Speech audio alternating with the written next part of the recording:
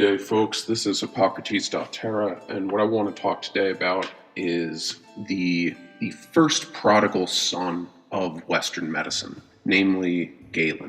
Galen, his full name was Galen of Pergamum, or Claudius Galenus. So Galen was a really prolific medicine man, and he was the son of Nikon, a wealthy architect in the eastern aspect of the Roman Empire in 130 AD, and he was the personal physician of Marcus Aurelius. Actually, he was a prolific philosopher and an experimenter. He came up with a medical formula that's actually still used today that he called theriac, and it's this bitter herb composite that he considered it a panacea or a cure-all, but that's going too far. It was an antidote to some things, and he gave it to a lot of people. So the thing that made Galen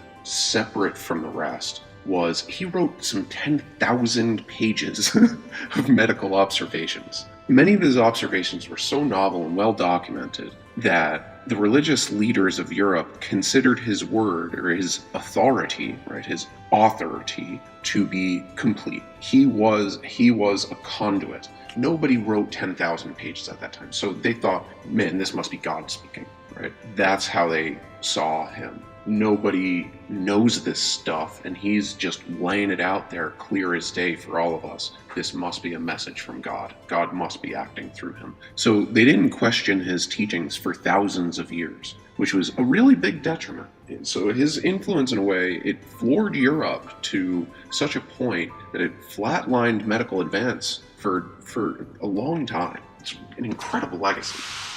So take a moment now and reflect, my brothers and sisters. Reflect on your own attention skills and what you're recording. What ideas are you making fixed for others to see? And what are you paying attention to? Is it helping you? Is it hurting you? So what else, more on your attention? What have you noticed that nobody has ever noticed before? That might be the area in which you can add most value to the universe. If you have things that nobody's ever noticed before, recording that idea might really help a lot of people.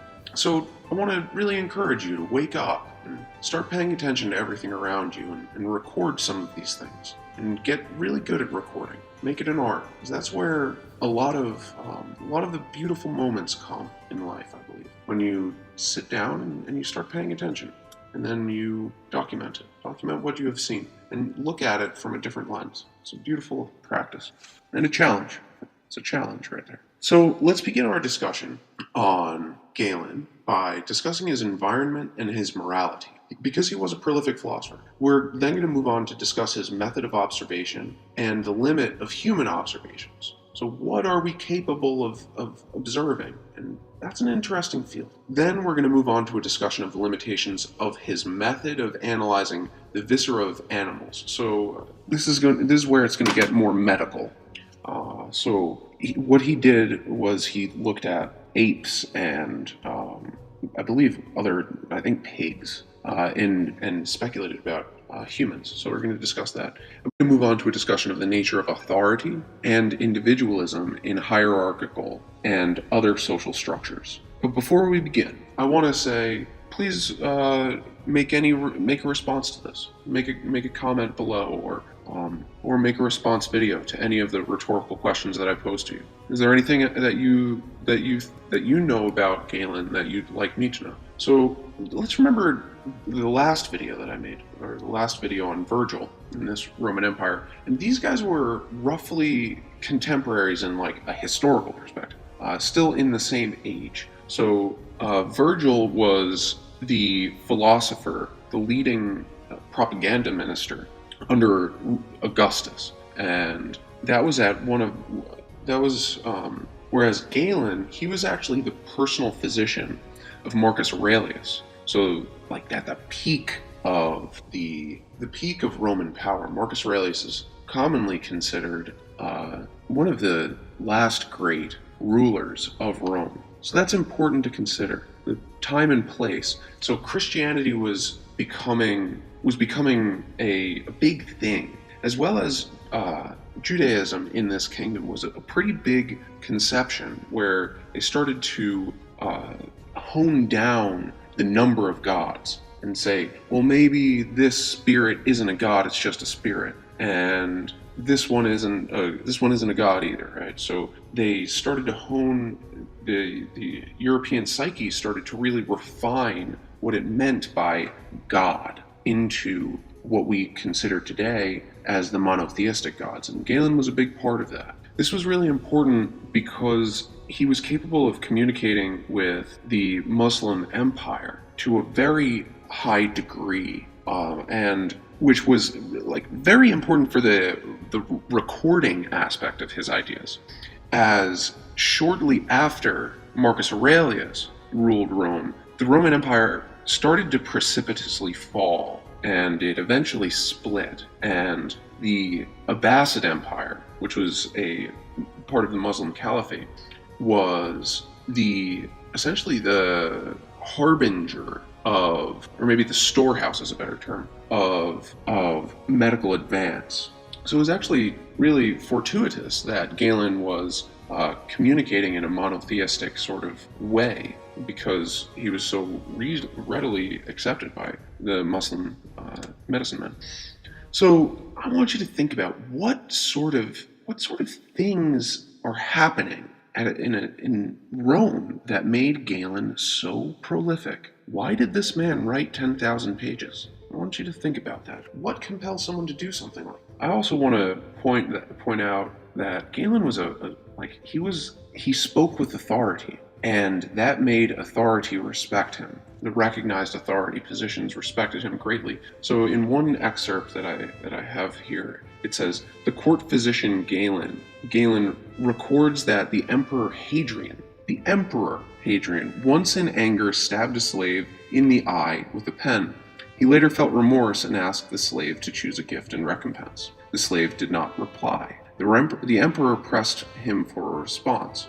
The slave said that all he wanted back was his eye. So in that clip, Galen put both the emperor and the slave on equal footing, which is very objective, and it didn't take sides. This might be a logical leap, but it seemed as though Galen was putting all people on the same level, which means that nobody is his authority. Moving on, the emperor set the tone or reflected broadly held values. Galen, for example, also tells us that his mother used to bite her slave maids in a fit of rage. He hated her for it.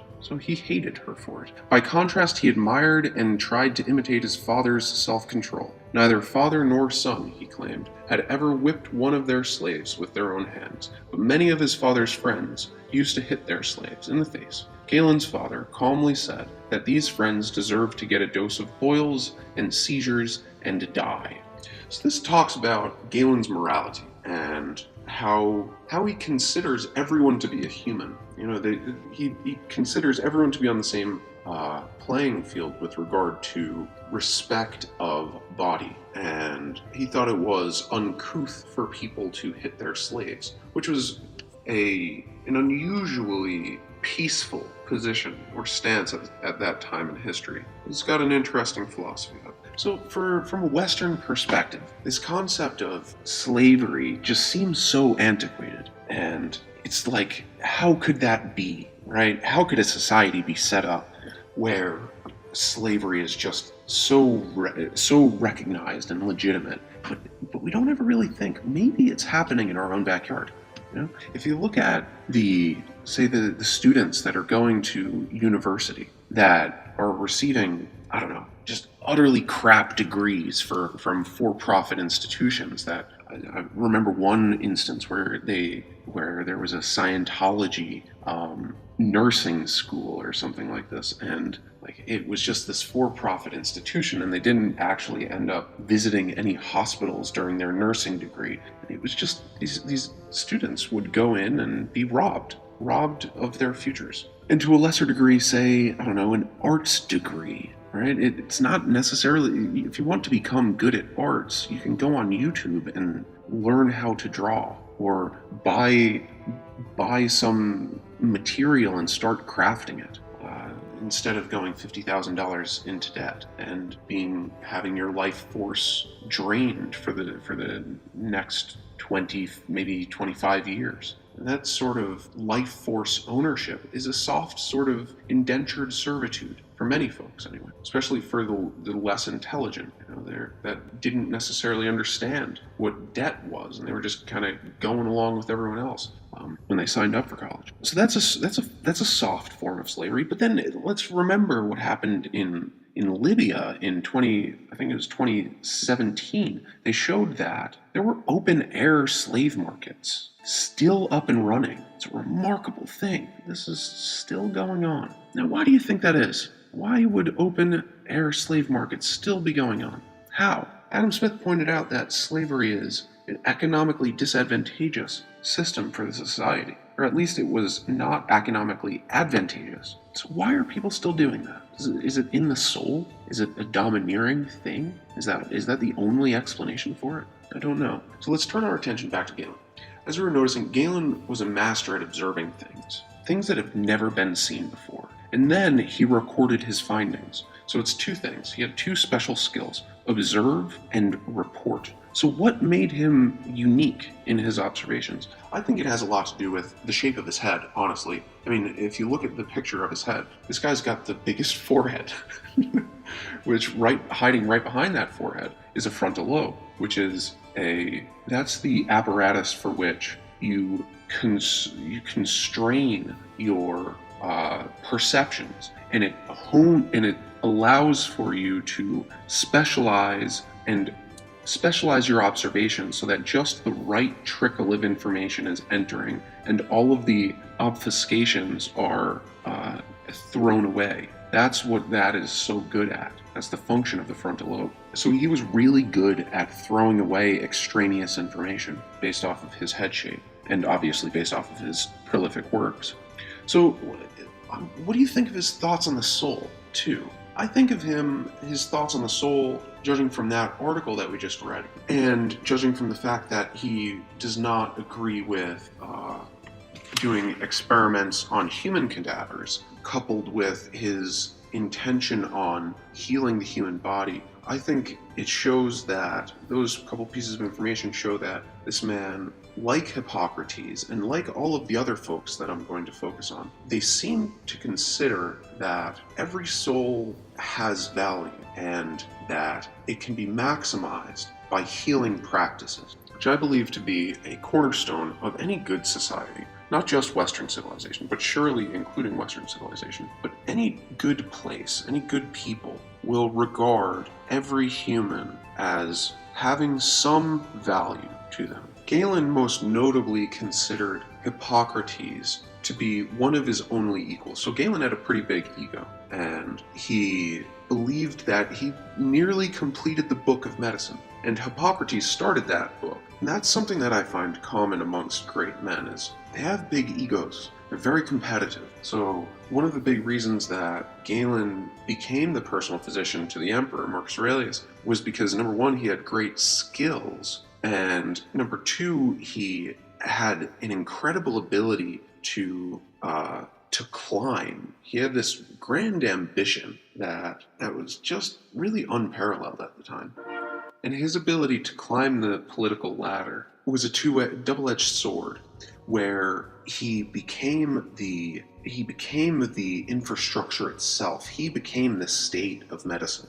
But once he died, that state wasn't able to progress, which is a very important thing to notice. Some institutions, some corpuses, they will die when the vanguard die. So there needs to be a good transfer of power in any healthy and adapting institution. There should not be a demagoguery, right? Like if we look at something like the Soviet Union, or some of these folks after Stalin died, they were crying and just totally beat up by the fact that their leader had passed. And they worshipped him because they worshipped him as some divine entity. And so it goes with the Kims in North Korea. They recognize their leader as some divine prodigious spirit that bestowed some supernatural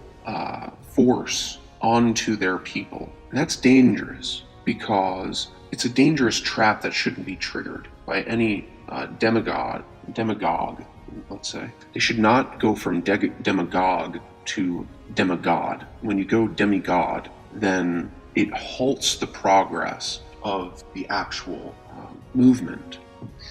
Some humbleness at that stage of a leader, which is very rare, some humbleness is actually of high value. Some humanness, who knows how much for that individual, but for the movement, it should be considered. So on Galen's methodology, he was an anatomist and studied animal cadavers, which had its limitations. And it was actually not until the Renaissance, when people started to actually, Vesalius in particular, started to look at the bodies of human beings. Vesalius was a creepo, like stole bodies off of hanging ropes, and he noted differences between those bodies and the anatomical suggestions of Galen. So I want to talk about authority. This is actually probably the most important thing in today's discussion. What is authority? What is that thing? And how do you get it swiftly? What I believe authority to be, judging from who gets it, authority comes from whether or not you produced novelty on it and how prolific your additions are to the field. So if you did all of the research for some disease, then you are the preeminent authority on the disease because you wrote it, you authored it. So it goes with government. If you write the laws, if you write the rules, then you are the authority because you authored it. That's pretty much what authority is. So Galen, he wrote 10,000 pages in medicine, and he became the indisputable authority on Western medicine. Now, what's very interesting is that his authorship was not purely accurate. He was still operating under the four humors theory, for instance. And so that's something about your authority. It doesn't have to be entirely accurate. It just has to be prolific and understandable and some sort of socially accepted narrative. And then you can have the authority. It's a remarkable story, I believe. All right, so that's all I really have to say on these issues. Next time I make a video, it's going to be on the state of Rome. And what I want to leave a couple questions with you. So what do you think about authority in your own life? How can you become more leaderous? How can you become more legitimate? All right, so that's all. Stay strong, girl.